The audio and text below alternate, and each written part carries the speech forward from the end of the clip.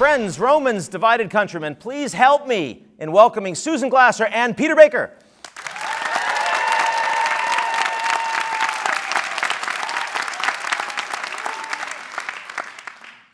So you wrote a book about Trump. Yeah. It's doing incredibly well. The audience doesn't want to hear more about Trump. I keep hearing people saying they don't want to hear more about Trump. You're giving us more about Trump. Yeah. Do people not know what they want? Yeah. You know, I mean, have you ever been on a highway when the car crashes? Yeah. People say they don't want the traffic jam. Why do they stop the car and look at the accident? Yeah. You know, this is like, I'm sorry, but you need to read about it. You need to understand what happened, right? When you started this book, and you said this in the acknowledgments, well, that was very interesting, you were planning on actually leaving the United States to become foreign correspondent still. And you chose not to when Trump was elected. That's because the U.S. felt like more of a foreign country to you at that point anyway? Well, Peter had been a White House correspondent going all the way back to Bill Clinton. And I think the concept was that if somebody's going to be blowing up the White House, you probably want to have, if you're the New York Times, the person there who understands what's like normal crazy and what's crazy crazy in the White House. So yeah, we moved back to Washington a few months after Peter and our son moved away from Washington. We had to get a whole new house.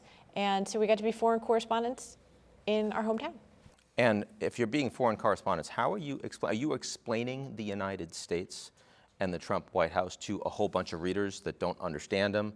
No, it's not that they don't like him, but they don't relate to him. They literally think he's from another planet. Is that what you're basically saying? Well, I mean, he is from another planet in terms of Washington, right? He was like no other president we've ever had. And so that was the job. The job was to try to understand how different this White House was, as Susan says, not just the normal, okay, Republican, Democrat, but, you know, normal president versus not normal president. And he fits in the not normal president category. And so it was important to find out what is going on there as best we can. Now, you say it's like a car crash, but I mean, to be fair, if you told me the car crash that I'm about to see is literally the same as the car crash I just saw a mile ago, I might speed up a little bit.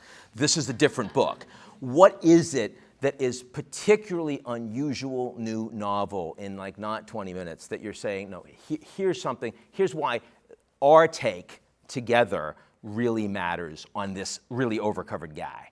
Right, except that it's not. I mean, the truth is that there actually hasn't been an actual history of the 4 years of the Trump administration. And, you know, there's been a lot of great journalism all along the way. These are important, you know, moments. But if, you know, your kid or your grandkid 10 years from now is like, what the heck, Donald Trump was a president? You know, we really wanted to write a book that would put together and show that January 6th and the catastrophic ending of the Trump presidency in 2020, it was not some crazy outlier, you know, that you can just sort of look at what happened at the end, but that really you have to go back and look at all the 4 years to really understand. And then you see very clearly, by the way, that this was not some extreme, bizarre event at the end, but a 4-year war on American institutions. Every presidency, you're going to have a book like this that comes out that's a full history. That's going to happen with any White House. The difference with Donald Trump is that this is as we put it in the introduction, an active crime scene, right? It's not just history. This is the present day of American politics and maybe even its future. So there's an urgency to it. And what we found is that actually in many examples like this, it's not just the clown show or the tweets. That can often be the public theater of the presidency that we saw so much. But when you go back and you look into it, many of the things that we didn't take seriously enough were real attacks. Like, for example, pulling out of NATO. We were told by multiple officials Trump was much more serious about this than I think the reporting on it contemporaneously had us to understand. He said it was obsolete. He said these people aren't paying. Why do we bother? Why is it worthwhile? But then, of course, I thought one of the interesting things about NATO was it was the one time I remember Trump saying publicly that he was wrong about something.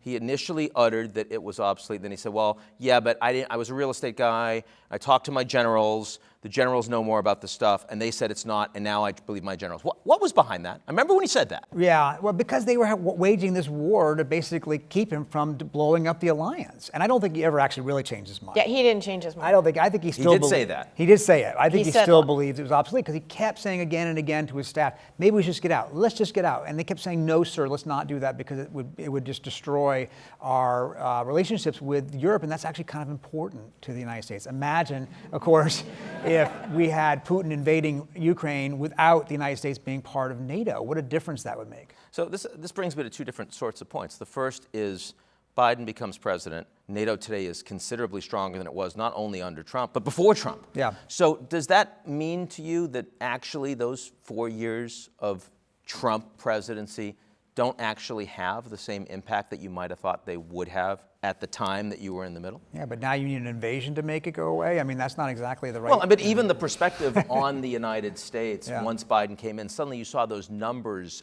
in the Pew surveys from all the European populations that had like sunk to these incredible post-war lows, and they just bounced right back up. Just felt like people were just ready to turn the page and move on. Do you feel that way? I mean, look, Ian, you work internationally with a lot of world leaders. What do they think about the word of the United States right now? They don't think it's very good, do they? The United States as a leader in the world, would you make a deal with the United States that was controversial and think that it was going to stick forever or maybe just for the next 2 years? I think that the damage done to American credibility when it comes to making deals is very, very serious. If he comes back, or just generally? Just generally, because the prospect that Republicans could take over Congress, and even if it's not Trump, the party has been remade in his image in a way that I think would lend anyone to question if you had another international climate accord. How much stock would you put in the United States' long-term willingness to commit to a course of action right now?